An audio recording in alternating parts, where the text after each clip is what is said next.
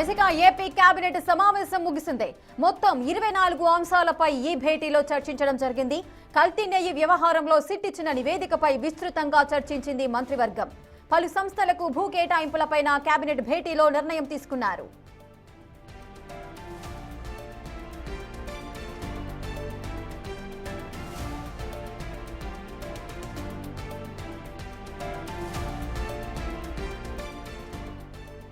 ఇక AP cabinet సమావేశం అయితే ముగిసింది. మొత్తం 24 అంశాలపై ఈ భేటీలో చర్చించినట్టుగా సమాచారం అయితే అందుతోంది. పూర్తి అప్డేట్స్ మా ప్రతినిధి రాజేష్ లైవ్ లో అందిస్తారు. రాజేష్, కేబినెట్ సమావేశానికి సంబంధించిన పూర్తి అప్డేట్స్ ఏంటి?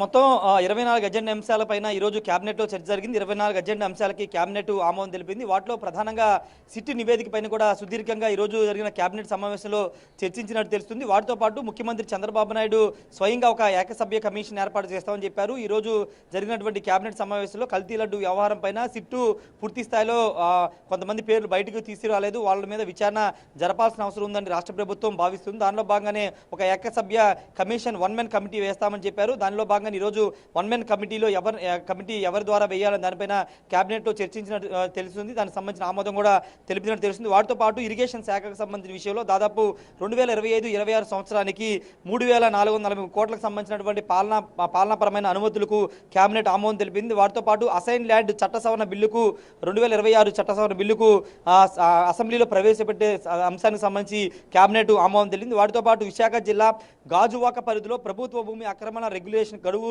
6 నెలలు పెంచుటకు కేబినెట్ అయితే అప్రూవల్ ఇవ్వడం జరిగింది.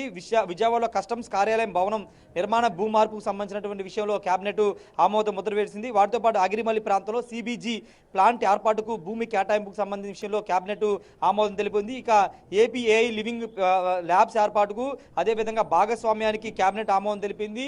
ఇంతకుముందు ఒక కుటుంబం ఒక ఎంటర్ప్రీనర్ అంటూ ఒక నినాదం ఇచ్చినట్టు చంద్రబాబు ఈరోజు తాజాగా కేబినెట్లో ప్రతి కుటుంబం నుంచి ఒక ఏఐ నిపుణుడు రావాలి, ఆర్టిఫిషియల్ ఇంటెలిజెన్స్ నిపుణుడు రావాల్సిన అవసరం ఉందని అభిప్రాయపడ్డారు. దాని మీద కూడా ఈ సమావేశంలో చర్చించినట్టు తెలుస్తుంది. ఇక గ్రామవార్డు సచివాలయ సవరణ బిల్లు కూడా ఈరోజు కేబినెట్ ఆమోద ముద్ర వేసింది. దాన్ని అసెంబ్లీలో కూడా ప్రవేశపెట్టబోతున్నారు. అమరావతి రివర్ ఫ్రంట్ లో మెరీనా అభివృద్ధికి పీపీపీ మోడల్లో ముందుకు వెళ్లే అంశం మీద కూడా ఈరోజు కేబినెట్ అప్రూవల్ ఇవ్వడం జరిగింది. రామాయపట్నం పోర్టు రీఫైనాన్స్ కి ప్రభుత్వం గ్యారంటీకి ఆమోదం తెలిపింది. ఇక ఏపీ ట్రాన్స్కోలో Kadapa zonal assistant secretary post కూడా ఈరోజు కేబినెట్ అప్రూవల్ ఇస్తూ నిర్ణయం అయితే తీసుకుంది. దాదాపు 24 అజెండా అంశాలు కేబినెట్ ఆమోదం తెలిపింది. వాటితో పాటు కేబినెట్ అయిన తర్వాత మంత్రులతో మరోసారి చంద్రబాబు ప్రత్యేకంగా భేటీ అయినట్టు తెలుస్తుంది. ముఖ్యంగా కల్తీ లడ్డు వ్యవహారంతో పాటు రాష్ట్ర ప్రభుత్వం నియమిస్తున్నటువంటి ఏకసభ్య కమిటీకి సంబంధించిన విషయంలో కూడా మంత్రులతో చర్చించారు. ఒక సీనియర్ ఐఏఎస్ అధికారితో ఈ కమిటీని ఏర్పాటు చేయబోతున్నారు. ఆయన సిట్ ఇచ్చిన నివేదిక కాకుండా పూర్తి స్థాయిలో గత 2019 నుంచి 24 మధ్య తిరుమల తిరుపతి దేవస్థానంలో జరిగిన అక్రమాలకు సంబంధించిన విషయంలో సిట్టు కొంతమంది పేర్లను ప్రస్తావించలేదు, ఈ స్కామ్కి వాళ్ళకి సంబంధం లేదు అన్నట్టుగానే సిట్టు వ్యవహరించిందని ప్రభుత్వం భావిస్తున్న నేపథ్యంలో ఇంకా ఎవరెవరు పేర్లు అంటే అప్పటి టీటీడీ చైర్మన్ ఉన్నటువంటి రాజేష్, చాలా కీలకమైన నిర్ణయాలు అయితే మొత్తం 24 అంశాలకు సంబంధించిన కీలకమైన నిర్ణయాలు అయితే తీసుకోవడం జరిగింది. ముఖ్యంగా చాలా మందికి ఒక కన్ఫ్యూజన్ అయితే ఏర్పడింది. సిట్ నివేదికకు సంబంధించి వైసీపీ ఒక వర్షన్ వినిపిస్తోంది, అటు కూటమి ప్రభుత్వం మరో వర్షన్ వినిపిస్తోంది. అంటే నివేదికకు సంబంధించి కూడా ఎవరికి క్లారిటీ కూడా ప్రజలలో చాలా కన్ఫ్యూజన్ ఏర్పడింది. కల్తీ జరగలేదు అంటూ కూడా వైసీపీ బుకాయించే ప్రయత్నం చేస్తోంది. కానీ కూటమి మాత్రం అసలు పాలేలేంది నెయ్యి ఏ విధంగా వస్తుంది, కల్తీ జరిగింది అంటూ కూడా సిట్ నివేదిక చెబుతుంది అంటూ కూడా కూటమి చెబుతోంది. సో దీనికి సంబంధించి ఏదైనా క్లారిటీ ఇచ్చే అవకాశాలు ఉంటాయా? ఖచ్చితంగా కూటమి అయితే ఒకే స్టాండ్ తీసుకుంది. కల్తీ జరిగింది, ఆ కల్తీ కూడా జంతువుల కొవ్వు కలిసి కల్తీ జరిగింది అనేది కూటమి చెబుతుంది. మొదటి నుంచి కూడా అదే చెప్తుంది, ఇప్పుడు కూడా అదే మాట చెబుతుంది. కేబినెట్లో కూడా ఇదే అంశం మీద మంత్రులతో చంద్రబాబు చర్చించినట్టు తెలుస్తుంది. వైసీపీ మాత్రం కల్తీ జరిగిందని చెప్తున్నారు, కానీ సిట్టు కానీ లేకపోతే సుప్రీంకోర్టు ఏర్పాటు చేసిన సిట్టు నివేదికలు ఎక్కడ కూడా కొవ్వులు కలవలేదు, కల్తీ జరిగింది, రసాయనాలు ఉపయోగించి నెయ్యి తయారు చేశారు, కానీ వాటిని జంతువుల కొవ్వును ఎక్కడ ఉపయోగించలేదని సిట్ నివేదిక ఇచ్చిన కూటమి ప్రభుత్వం మాత్రం ఇంకా జంతువులు కొవ్వు కలిసిందనే వాదన తెర మీద తీసుకొస్తుంటూ వైసీపీ నేతలు ఆరోపిస్తున్నారు. ఈ నేపథ్యంలోనే దీనిపైన పూర్తి స్థాయిలో విచారణ జరగాల్సిన అవసరం ఉంది, వాస్తవాలు ఇంకా వెలుగులోకి రావాల్సిన అవసరం ఉందని రాష్ట్ర ప్రభుత్వం భావిస్తుంది.